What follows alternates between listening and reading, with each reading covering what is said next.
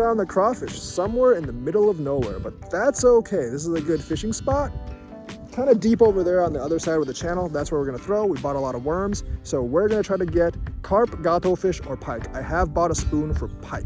I want to see how the non-gold spoons work today. All right, we're gonna toss on the other side of the river because that's where the deep pool is. Well, it's not really a pool, it's more of a channel, and I think that's where it is right now. So let's actually put our poles down here, and hopefully something will bite it.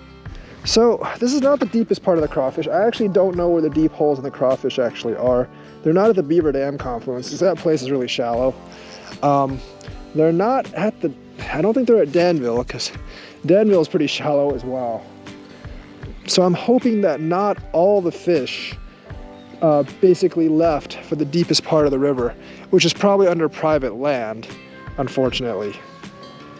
So I'm hoping that there's a couple left here. I'm hoping for a fish of death.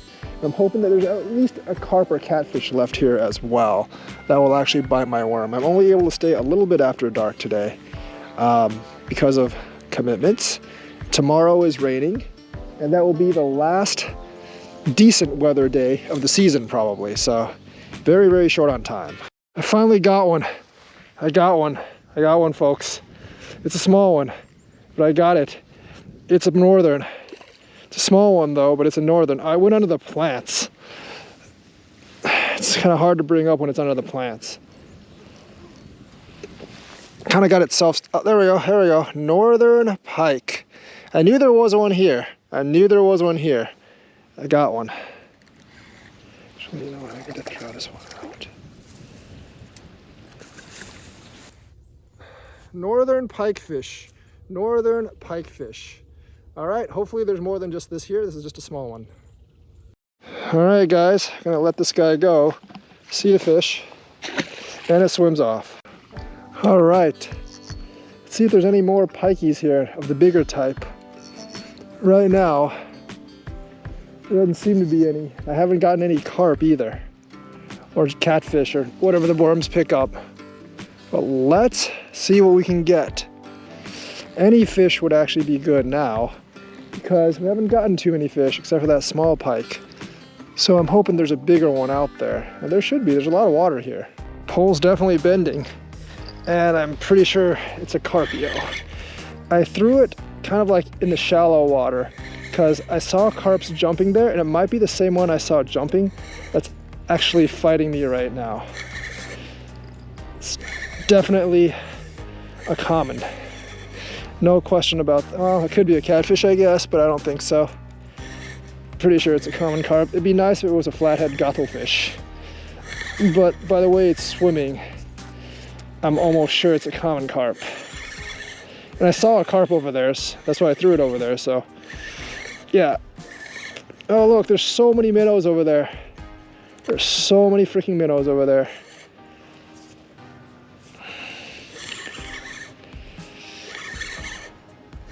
That's where all the minnows are, in the dirt over there.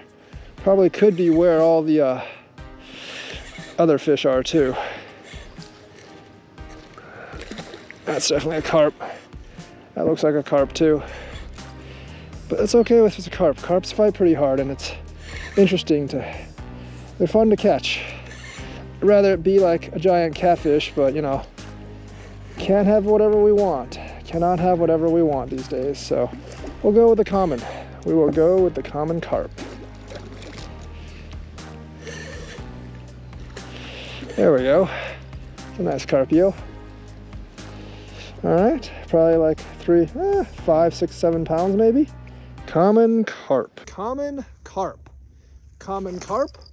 Roughly probably 5, 6 pounds. Not big, but I'll take it. Common carp. All right, we got this big carpio right here. Got a slippery dude. I think I'm just gonna offload him here on this little step. For bigger fish, I do like to lower them a little bit gently, but it's a carp, so there you go, carp. And it's fine, it scoots right off. Carp are pretty hardy. Well, as I can see over there, there's a lot of minnows over there, so probably a smart idea to toss where the minnows are, because that might be where the predatory fish are. So I'm gonna do that, see if we can get any more fish.